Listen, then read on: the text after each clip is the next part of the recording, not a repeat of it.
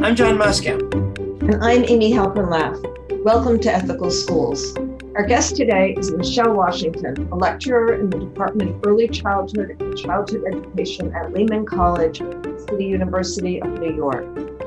Ms. Washington has deep experience in the field of early childhood, including Head Start training programs.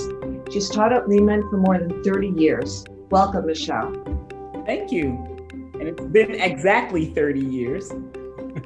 Congratulations. Thank you very much. This will be the 31st year, actually. And congratulations to Lehman. Yes, well, I don't know about that. I'll see what they say.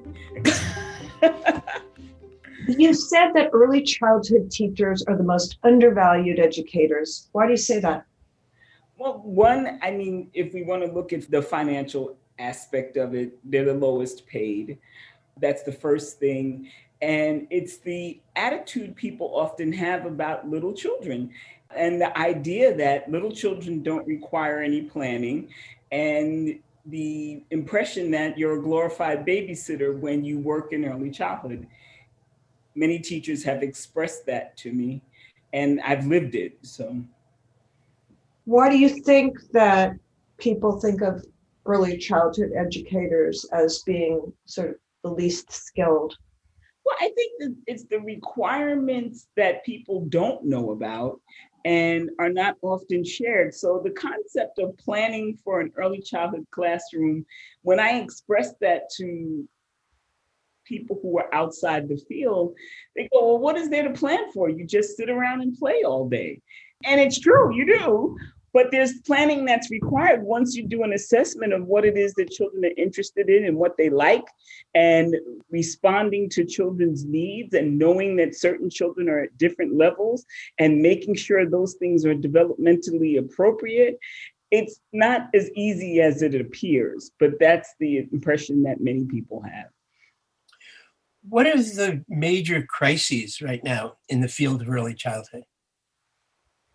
I think the major crisis is what many people are dealing with is one, it's remote learning. And the other part of it is in New York City is the 4K, the UPK, and then the 3K for all, which causes a decrease in enrollment for our community-based organizations and some of our Head Start programs. And so people who own centers, people who run centers are looking to maybe lower the age range just because that's the only way they can stay open because they have such low enrollment. For people outside of New York, could you elaborate on what UPK and 3K are? Okay, New York City's idea is to provide pre-K for all families. And so it's under the public education domain, which is the Department of Education.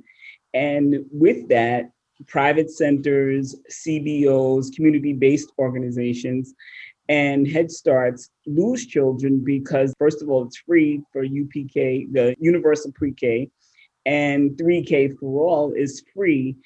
And parents, of course, respond to that, especially parents with low income. And again, it decreases the number of children in those community-based programs. You mentioned before about low salaries being an issue. And in places like New York, where you are having the traditional public schools going down lower in age, is there also an issue with skilled teachers in early childhood choosing to move to the Department of Ed because of easier schedules and better pay?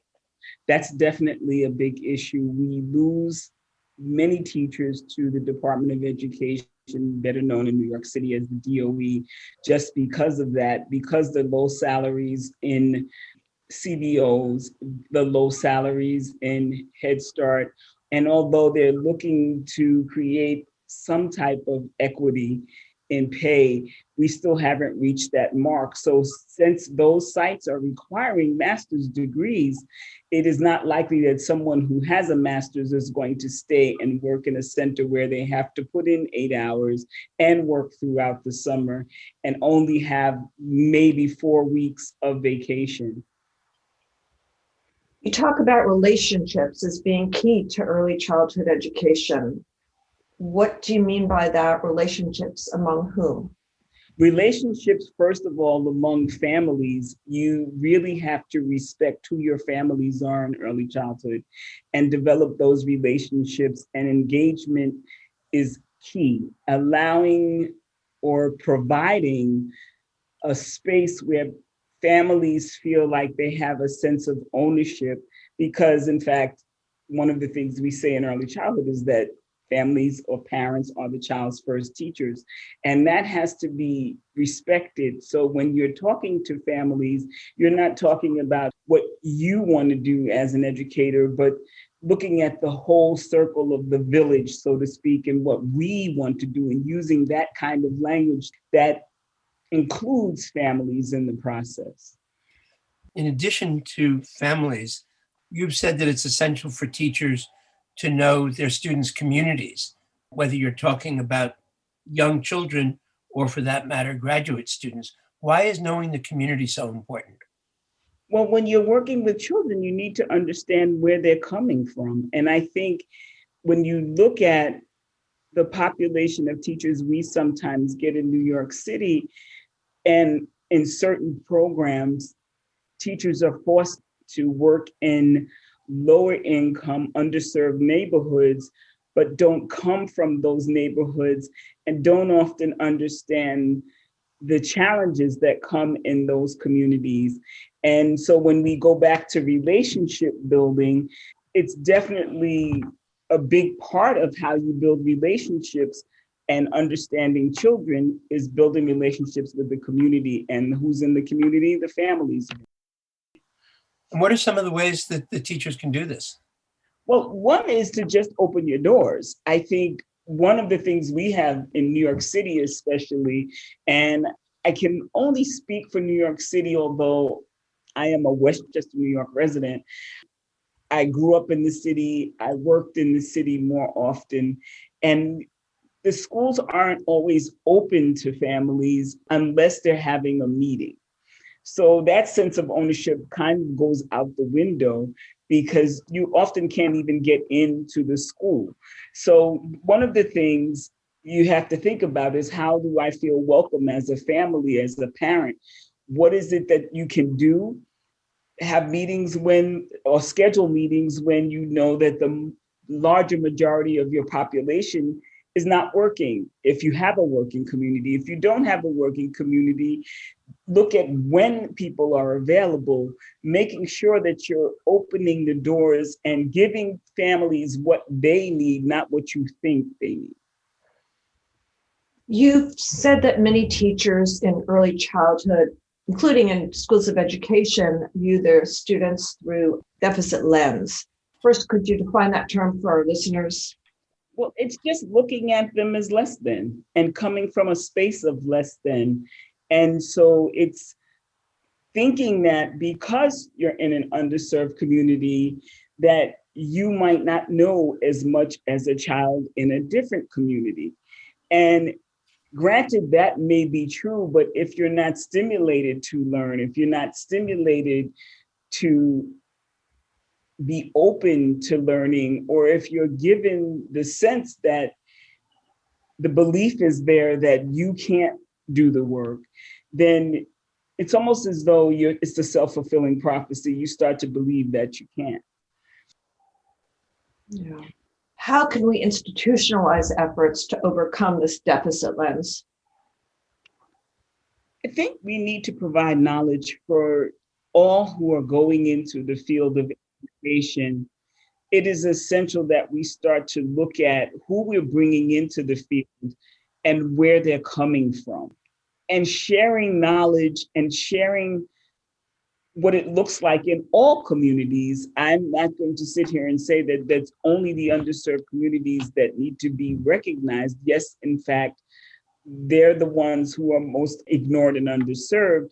But I think you need to learn how to work in a certain population. For example, if I'm going into a rural community coming from an urban setting, then I need to learn what the community is like and what the children learn early in their lives and how their lives look. Isn't that what we mean by cultural humility? Absolutely. But it requires open conversation and open dialogue, and knowing that we don't know and not making assumptions that we do. Speaking of teachers learning new things, such as if you were to move to a farm community, you were talking about the public school programs in places like New York going down in age to 3 years old even. And that means that Head Start programs and other early childhood programs are increasingly focusing on infants and toddlers because that's where the need still is exist and where they can get funding for. What changes does this require for programs and for teachers? What's involved in shifting from, say, a Head Start program that's aimed at 3 and 4 year olds to one that's aimed at infants and toddlers? The biggest issue is training. It is very difficult. I won't say it's impossible, but it's very difficult for someone who's been trained from K through 5 or kindergarten through 5th grade to know what it requires to teach, and I say teach, infants and toddlers.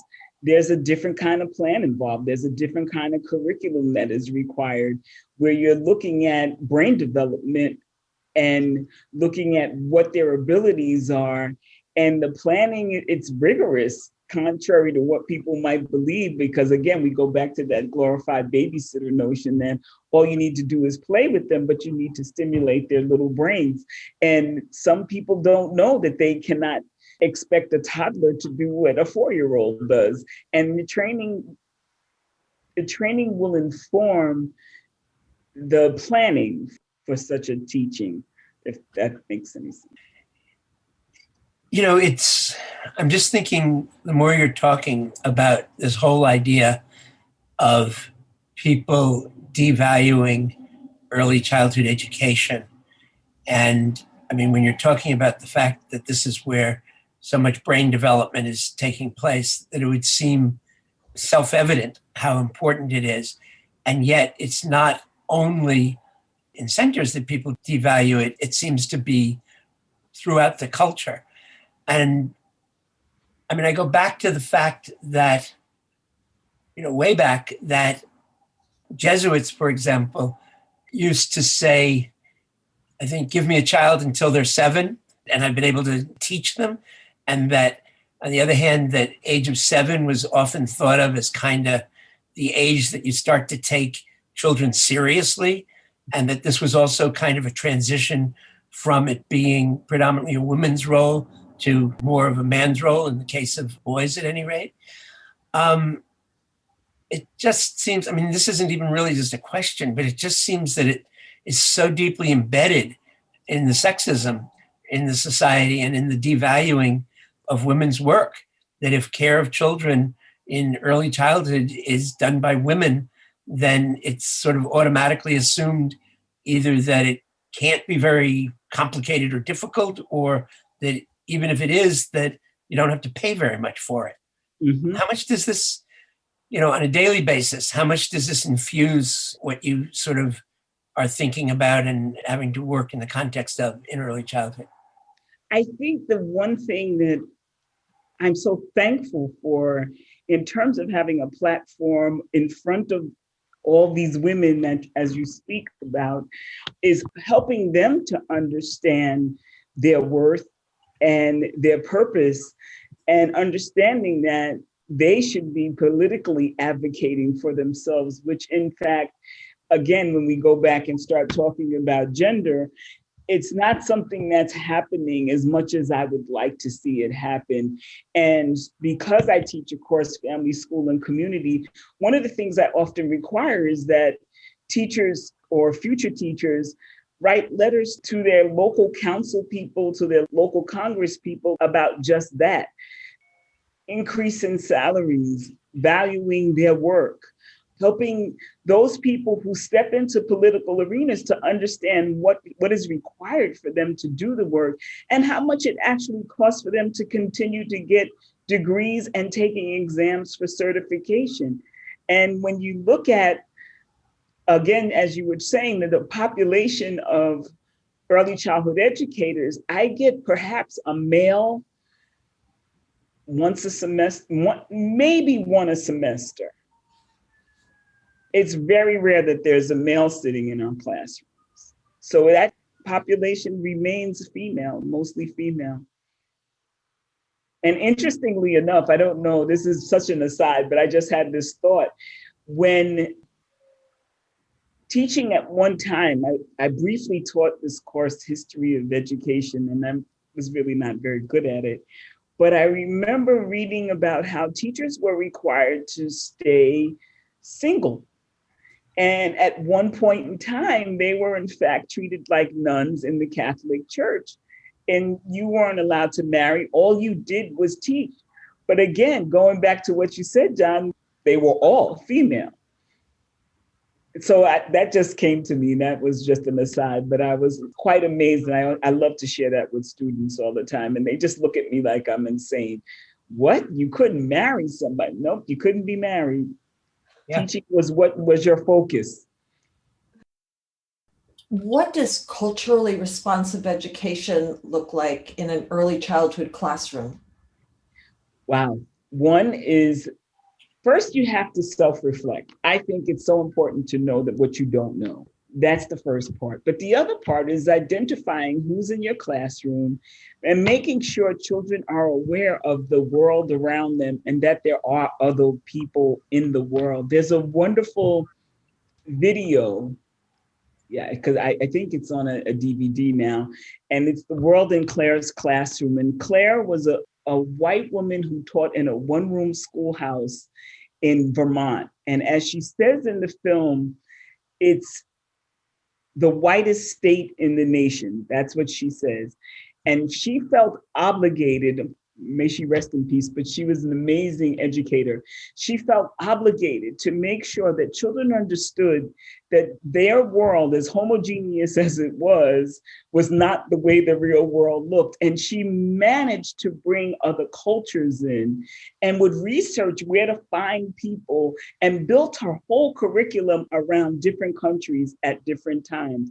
Being culturally responsive means that you understand that you're not it, your children are not it, and there's a bigger world out there.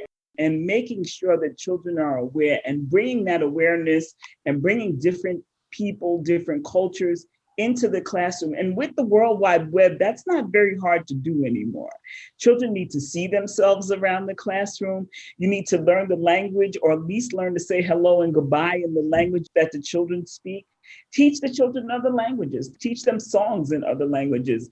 Find the music. And God knows we can Google just about anything right about now to make ourselves more aware as educators.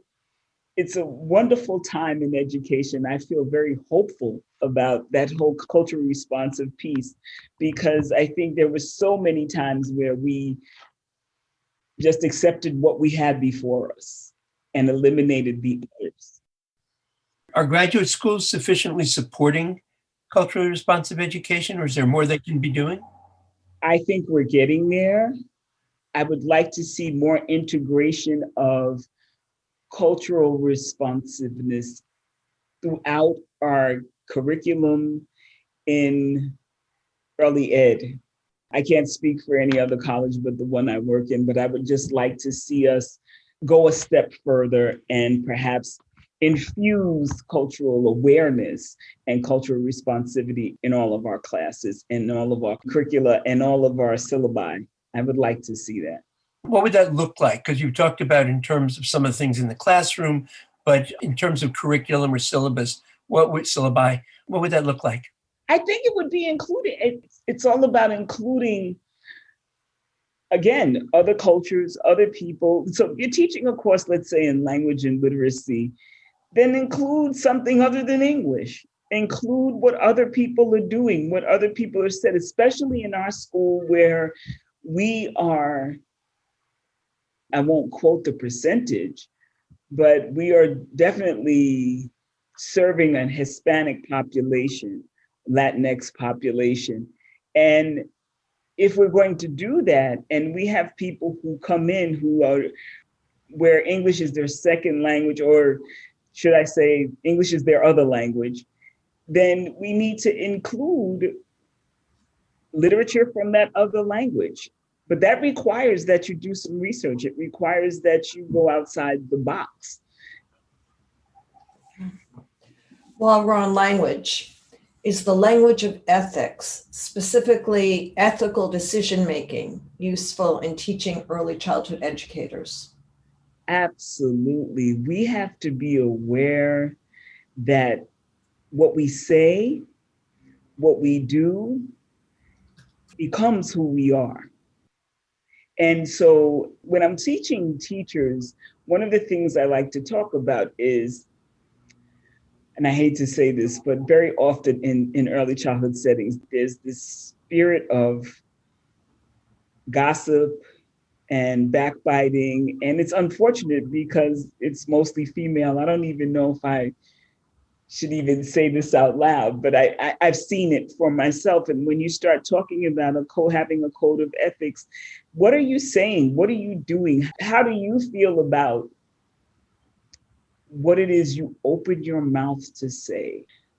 I'm thinking about just making sure that we are clear in what we say and do to parents, what we say and do to children, what we say about our work, and maintaining that and sustaining that. What are some examples of ethical issues that early childhood teachers or center directors have to deal with? Following up on what you were just talking about. Teachers talking about each other, teachers talking about their children and families, among other children and families, teachers not responding to supervision and creating a hostile environments because they're angry about something or don't want to do something. And it just creates a climate of dissension very often. And I won't say that's all early childhood centers, but I've worked in centers, I've supervised student teachers, I've been a director, and that's often the problem, is that not knowing what you should say or should not say, or simple things, I won't say it's simple, but exposing somebody's child on social media and saying something about a child on social media.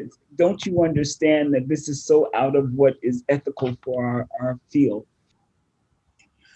As a humanist, what are ways in which early childhood educators can bring out the best in the children they're caring for and their families as well? Many people who work in the field know that their job is we become the second home for children. And it is so essential that we provide that hug, that love that some of our children are sometimes not getting, or just being available for a conversation with a parent, making sure that no one feels uncomfortable about coming to you about an issue, going back to that whole code of ethics, that they know that this is going to be the safe place. And having that safe space to talk about the issues that are before them as parents, or a child who comes in and just says, I don't want to talk today, and knowing that it's okay that they don't talk, and having a place to go to be okay, and having a soft pillow to hold on to, having that book to go read when you just don't feel like the world is right. I think that's the beauty of early childhood, that we don't get in upper grades. It's a comfort zone. That sounds so hokey, but it actually sounds wonderful.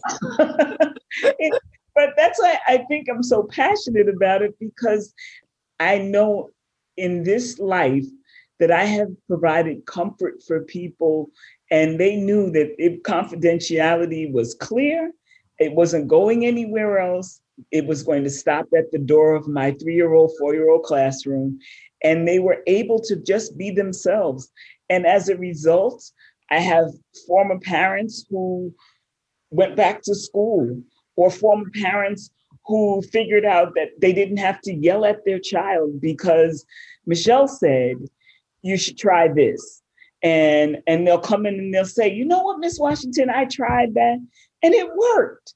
And again, it seems so simple to me, but it's not as simple to everybody else. So it's that feeling that I'm in my safe space when I'm in an early childhood program. I think it's so important. So taking that example of somebody who comes back and says, I don't need to yell at my child, and the idea of the school or the center as a safe place and wanting to expand safe places, how should early childhood teachers respond if the teacher and a parent or guardian have strong disagreements about what's the appropriate way of treating a child? How do you navigate that so that it has a positive impact? And that goes back to, first of all, being culturally aware and understanding that everything that we do isn't the right way to everybody. So first you find your line and make sure that you stay on your line, so to speak, stay in your space. But giving people information is sometimes the best you can do. You don't want to admonish them for their behaviors, unless, of course, it's something that's really detrimental to the child. But, a parent yelling sometimes is what they know. We know as educators, we do what we've learned over the years. Those of us who study it knows to do something different and do it differently. But when we're talking about the differences between what we know as educators and what parents sometimes think is best for their child, you have to find the words, you have to find a way to give them the information, but not have them feel as though they're less than because of what they do or how they do what they do. It's a fine line, it really is. But that's also going back to relationships and trust. So once you've established those relationships, and it takes, I think for most early childhood teachers and a new child coming in, it takes about a month before parents grow. I won't say for all parents, but of course, it might take longer.